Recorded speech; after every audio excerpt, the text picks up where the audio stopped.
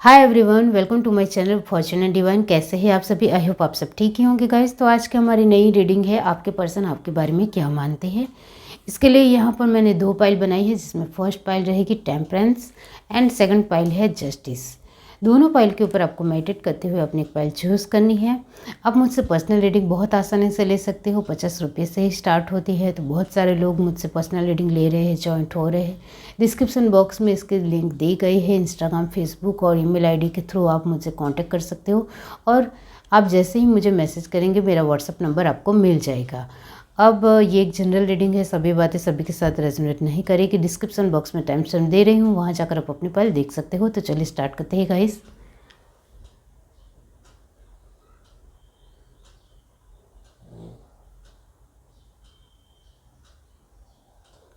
हाय everyone, अब जिस किसी ने पाइल 1 चूज़ की है टेम्परेंस, तो चलिए देख लेते हैं कि आपके पर्सन आखिर आपको लेकर मानते क्या है।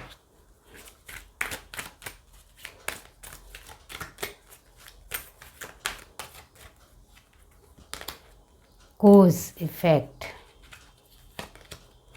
कमिटमेंट, लॉयल्टी,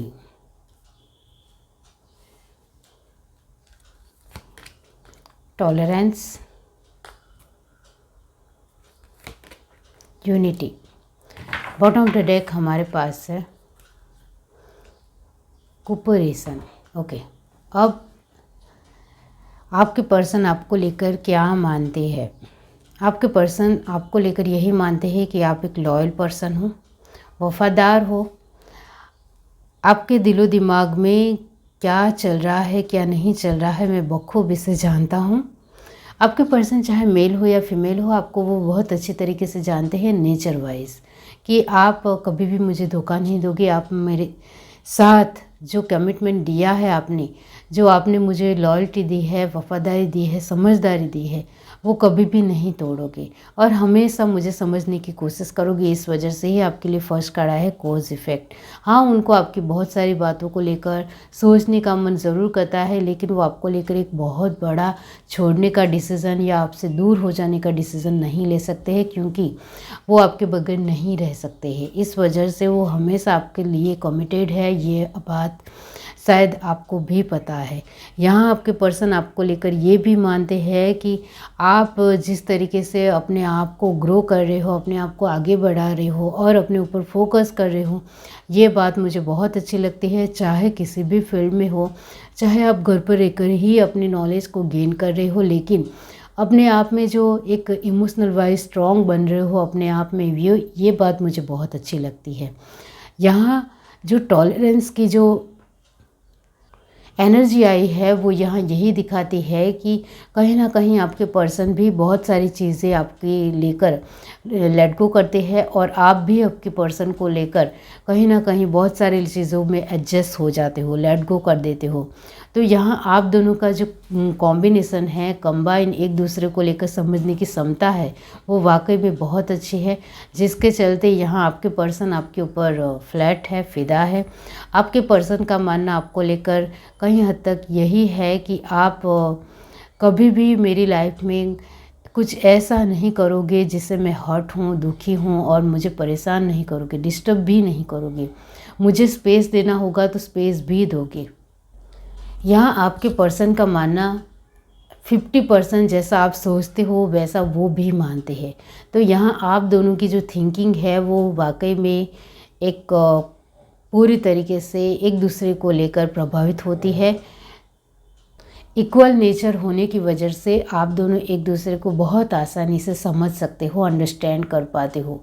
यहाँ ये जिस किसी की भी पाइल है, आप दोनों के रिश्ते में कितनी भी लड़ाई झगड़ा हो जाए, कितनी भी नोक-झोंक हो जाए या कितना ही मन मुटाव क्यों ना हो जाए, फिर भी आप दोनों की अंडरस्टैंडिंग एक दूसरे को लेकर हमेशा रहती है।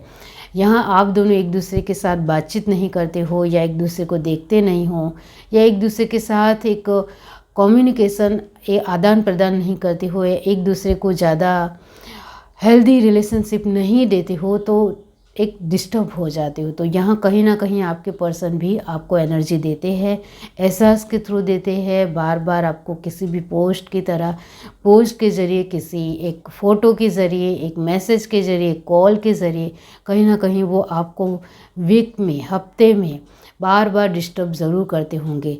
आप दोनों की बातचीत अभी नहीं हो रही है, फिर भी वो कुछ ना कुछ टिगड़मबाजी करते हुए भी वो आपको एनर्जी देने की कोशिश करते होंगे। आप दोनों का रिश्ता अलग नहीं हो सकता है। ये जिस किसी की भी पाइल है, इनके लिए मैं कहना चाहती हूँ कि आप सोलमेट या ट्विन फ्लेम की जर्नी में हो, जिसके चलते आप दोनों का स्वभाव 50-50 सेम होने की वजह से आप दोनों एक दूसरे के बगैर नहीं रह सकते हो। एक दूसरे के बिना आपको बहुत अधूरा फील होता है, बहुत ही सोच में पड़ जाते हो कि हम एक दूसरे के बगैर कैसे रहेंगे, किस तरीके से हम आगे बढ़ेंगे। तो यहाँ एक दूसरे को ही फील होता है कि एक दूसरे के बगैर हम नहीं रह पाएंगे। ये है आप दोनों में। यहाँ इस वजह से ही आपके लिए लास्ट कार्ड आया है कोपरेशन। इसका मतलब भी यही होता है कि आप भी उनके बिना अधूरे हो और आपके पर्सन भी आपके बिना अधूरे है। तो आपके पर्सन का मानना आपको लेकर यही है कि आप जब से मेरी लाइफ में हो तब से मेरी लाइफ में सब कुछ बेहतर है। यहाँ जो एक दूसरे को नहीं मिल पाने की वजह है, आपके पर्सन का वक्त हो सकता है, आपके पर्सन की कैरियर हो सकती है, और यहाँ आप दोनों की अंडरस्टैंडिंग एक दूसरे के साथ है। इस वजह से चाहे आपकी फैमिली हो या उनकी फैमिली हो, किसी भी तरह बीच में आने की कोशिश करेगी तो उनकी बातें भी आप नहीं मानोगे और आसानी से आगे बढ़ जाओगे। लेकिन यहाँ जो प्रॉब्लम आ रही है, आपके पर्सन की एक कैरियर ठीक नहीं होने की वजह से आप दोनों साथ में नहीं आ रहे हो, या फिर किसी भी तरह वो बहुत ज़्यादा अपनी फील्ड में बिज़ी है, इस वजह से आप दोनों साथ में नहीं आ रहे हो। यहाँ कहीं ना कहीं या फिर आपके पर्सन की हेल्थ इशू हो, या फिर आपकी हेल्थ इशू हो, या फिर कर्मा की सिचुएशन हो, इस वजह से ही आप दोनों साथ में नहीं आ पा रहे हो। यहाँ आप दोनों को साथ में आने से कोई भी नहीं रोक सकता है। उनकी फैमिली या आपकी फैमिली भी नहीं रोक सकती है, और यहाँ एक बड़ी प्रॉब्लम क्रिएट हो तो भी आप दोनों सॉर्ट आउट कर लोगे। लेकिन यहाँ खुद की ही प्रॉब्लम दिखाई दे रही है। आपकी खुद की हो सकती है या आपके पर्सन की हो सकती है।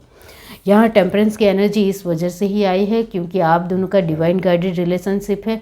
इस वजह से आप दोनों को साथ में आना ही आना है, और आप दोनों को एक दूसरे से कोई भी अलग नहीं कर सकता है। ये तो है। ये है reading. Do like, share, subscribe and comment. Love you, bye. Hi everyone. अब जिस किसी ने पाइल टू चूज़ की है जस्टिस, तो चलिए देख लेते हैं कि आपके पर्सन आपके लिए क्या मानते हैं। यूनिवर्स, डिवाइन, ट्रस्ट की एनर्जी पॉपअप हुई है, लेकिन ये कार्ड मैं नहीं लूँगी।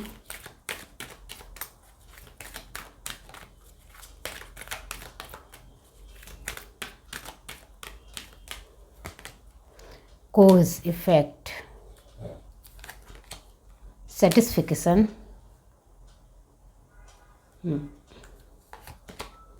Ownership, creativity and humility. Bottom of the deck हमारे पास है रिलीज। ओके, अब यहाँ आपके पर्सन आपको लेकर यही मानते हैं कि हम दोनों के बीच में अंडरस्टैंडिंग बहुत गहरी होनी चाहिए, लेकिन इतनी ज़्यादा गहरी नहीं है।